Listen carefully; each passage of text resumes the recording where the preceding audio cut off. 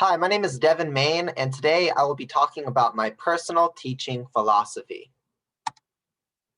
As an educator, it is critical to understand the importance of high expectations, respect for the diversity of others, fairness, professional conduct, self-reflection, curiosity, honesty, compassion, advocacy, and dedication.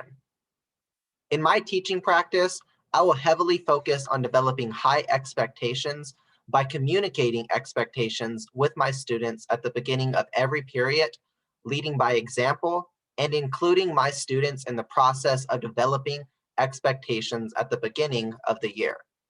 I will make sure to show respect for the diversity of my students by including multiple schools of thoughts on a political system or historical event, and by establishing a zero tolerance policy for students who disrespect other students.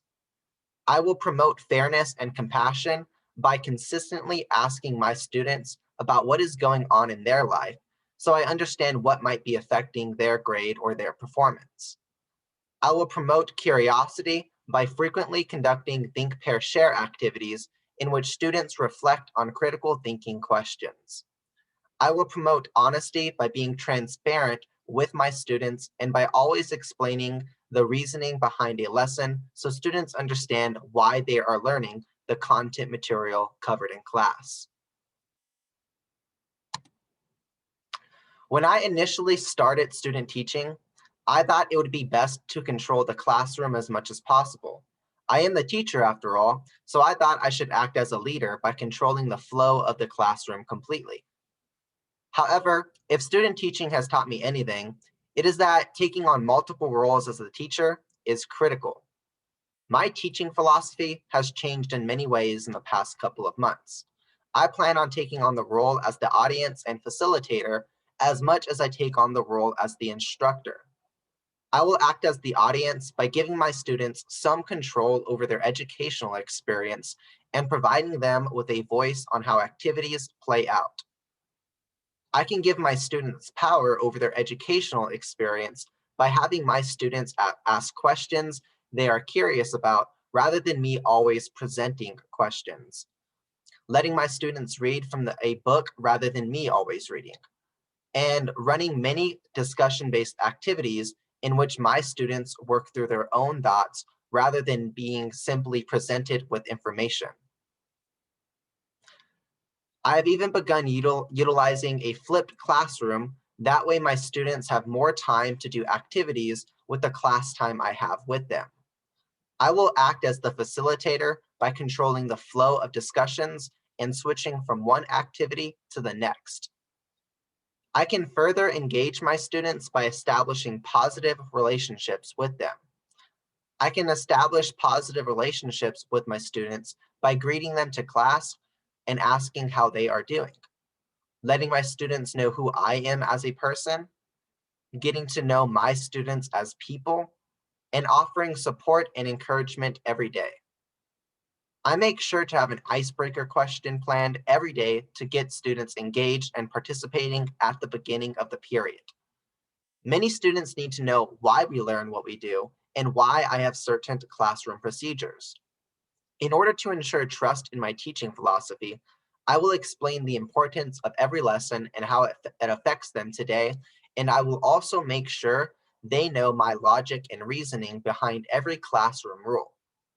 My teaching philosophy revolves around taking on multiple roles in the classroom and being honest with my students.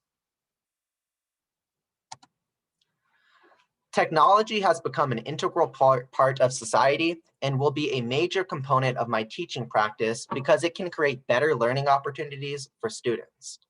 Online polls can be a great way to check for student understanding quickly during a lesson because I can ask students a question about what we just learned and see their understanding immediately rather than having to wait to see understanding until I grade their quizzes or homework. Online polls add the component of anonymity, which helps students give honest answers since they do not have to worry about what their peers think. Translation devices can also be a great way for my English language learners to understand the directions for an assignment and write their responses if they do not have a strong understanding of the English language yet. Grammar correction tools can also help my students with learning disabilities be able to construct proper sentences and teach them English language skills. Email and Zoom are great ways to get in touch with parents if I need to talk to them about their child. I can even use email and Zoom to provide my students with one-on-one instruction if they are confused on a concept or homework problem. Technology provides multiple different ways teachers can assist their students, and I plan on maximizing technology use in my classroom.